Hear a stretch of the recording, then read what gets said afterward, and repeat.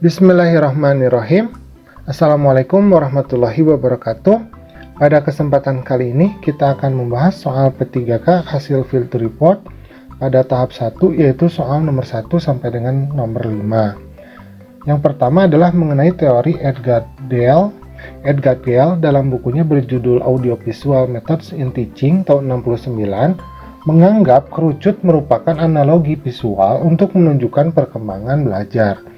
Sehingga kerucut Edgar Dale adalah representasi visual tentang bagaimana manusia mendapatkan pemahaman dari jenis pengalaman atau experience yang berbeda. Dari kerucut Edgar Dale terlihat dari tingkat keterlibatan visual seperti menonton film, video, demonstrasi, dan juga diagram.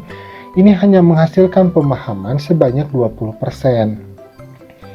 Lalu dari belajar dengan cara mendengar guru, siswa hanya akan mendapatkan pemahaman sekitar 20% dari apa yang diajarkan. Tingkat pemahaman siswa paling kecil didapatkan pada puncak kerucut Edgar Dale, yaitu hanya 10% dari kegiatan membaca.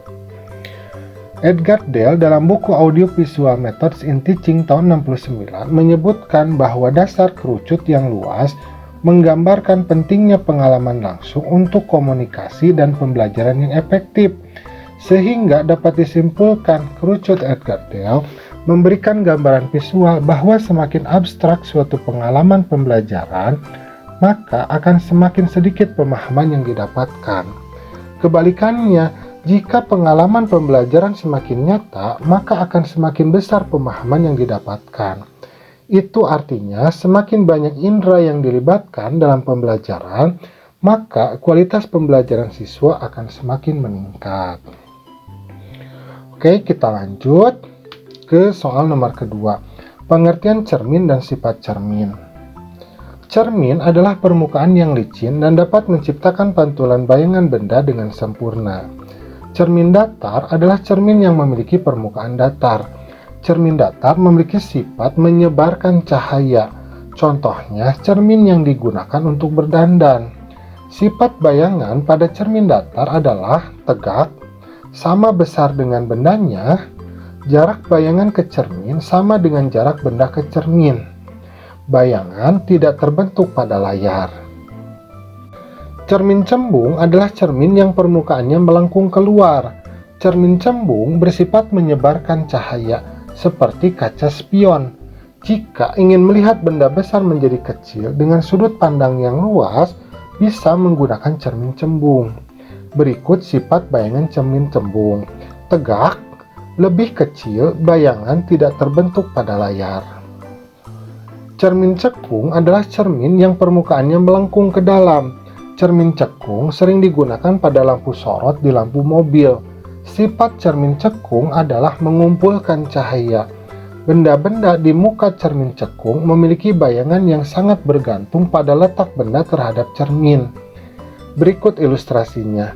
Jika letak benda dekat dari cermin cekung, maka bayangannya, maya, lebih besar dan tegak. Jika letak benda jauh dari cermin cekung, maka bayangan nyata dan terbalik. Bayangan nyata adalah bayangan yang terjadi di luar cermin, tetapi dapat dibentuk oleh layar. Sekarang kita masuk ke soal yang ketiga, kewenangan Mahkamah Konstitusi. Kewenangan Mahkamah Konstitusi diatur dalam Undang-Undang Republik Indonesia Nomor 24 Tahun 2003 tentang Mahkamah Konstitusi, bab ketiga pasal 10, yaitu Mahkamah Konstitusi berwenang mengadili pada tingkat pertama dan terakhir untuk 1. Menguji undang-undang terhadap Undang-Undang Dasar Republik Indonesia tahun 1945. Yang kedua, memutuskan sengketa kewenangan lembaga negara yang kewenangannya diberikan oleh Undang-Undang Dasar Republik Indonesia tahun 1945. 3. Memutuskan pembubaran partai politik. 4. Memutuskan perselisihan tentang hasil pemilihan umum. Sekarang kita masuk ke soal yang keempat. Lambang Pancasila dan arti Bhinneka Tunggal Ika.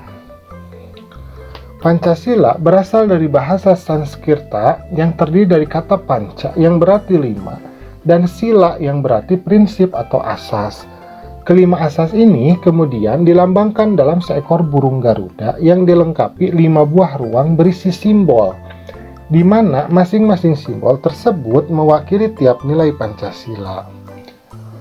Bintang emas, simbol bintang emas dengan latar perisai berwarna hitam ini terletak pada bagian tengah dada burung Garuda. Ini merupakan simbol sila pertama dalam Pancasila yang berbunyi ketuhanan yang Maha Esa. 5 sudut pada bintang tersebut mewakili agama-agama besar yang ada di Indonesia dan sebagai simbol bahwa bangsa Indonesia merupakan bangsa yang bertakwa pada Tuhan yang Maha Esa sesuai dengan keyakinan masing-masing. Rantai emas. Rantai emas dengan latar warna merah menjadi simbol dari sila kedua Pancasila yang berbunyi kemanusiaan yang adil dan beradab. Rantai yang saling berkaitan ini menggambarkan hubungan antar manusia yang tidak terputus. Pohon beringin. Pohon beringin merupakan simbol sila ketiga yang berbunyi Persatuan Indonesia.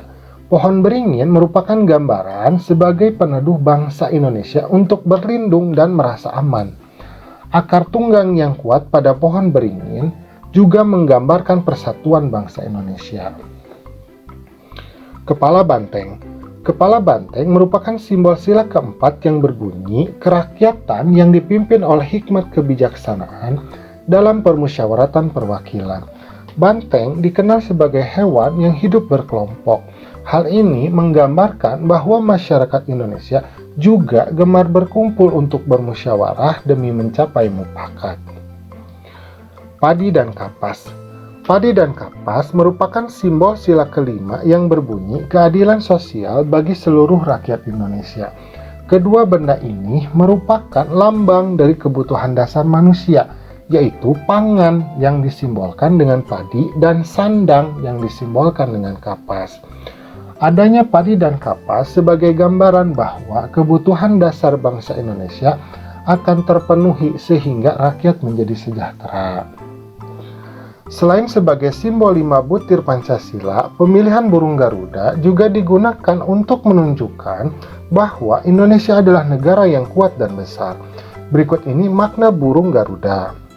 Warna kuning pada burung Garuda menunjukkan keagungan, dengan perisai di bagian dada menunjukkan perjuangan serta perlindungan diri agar mencapai tujuan.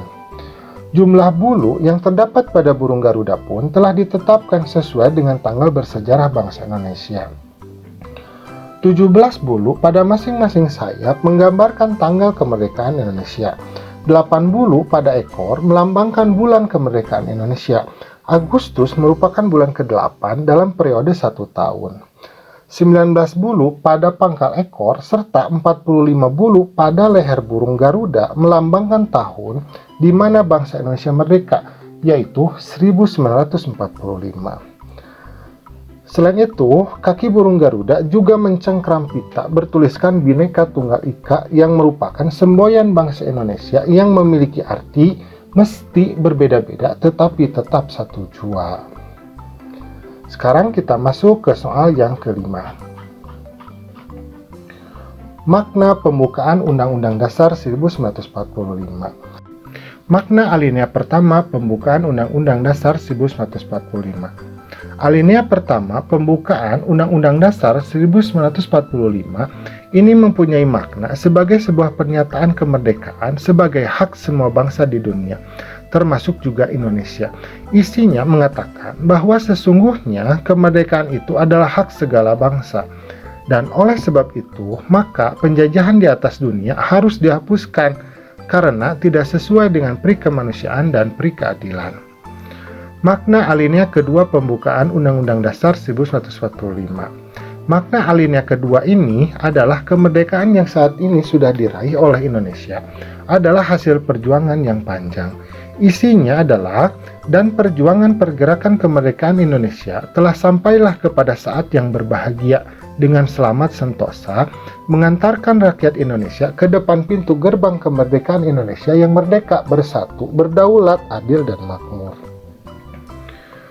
Makna alinea ketiga pembukaan Undang-Undang Dasar 1945 ini adalah selain dari perjuangan bangsa Indonesia itu sendiri, kemerdekaan juga merupakan anugerah dari Tuhan Yang Maha Esa, di mana isinya mengatakan atas berkat rahmat Allah yang Maha Kuasa dan dengan didorongkan oleh keinginan luhur supaya berkehidupan kebangsaan yang bebas, maka rakyat Indonesia menyatakan dengan ini kemerdekaannya. Makna alinea keempat pembukaan Undang-Undang Dasar 1945. Makna alinea keempat diartikan sebagai prinsip-prinsip yang dijunjung oleh bangsa Indonesia, yaitu tujuan negara yang akan diwujudkan oleh pemerintah negara. 2. Ketentuan diadakannya Undang-Undang Dasar. 3. Bentuk negara, yaitu bentuk republik yang berkedaulatan rakyat.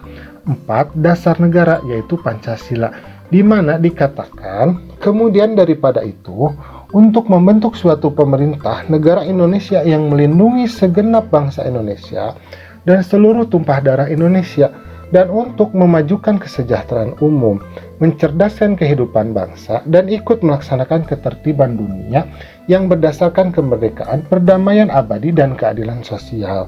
Maka disusunlah kemerdekaan kebangsaan Indonesia itu dalam suatu Undang-Undang Dasar Negara Indonesia yang terbentuk dalam suatu susunan Negara Republik Indonesia yang berkedaulatan rakyat dengan berdasarkan kepada ketuhanan yang Maha Esa, kemanusiaan yang adil dan beradab, persatuan Indonesia, dan kerakyatan yang dipimpin oleh hikmat kebijaksanaan dalam permusyawaratan perwakilan, serta dengan mewujudkan suatu keadilan sosial bagi seluruh rakyat Indonesia. Terima kasih atas perhatiannya. Silahkan lanjutkan untuk menyimak pembahasan soal 6 sampai dengan 10 pada video selanjutnya. Assalamualaikum.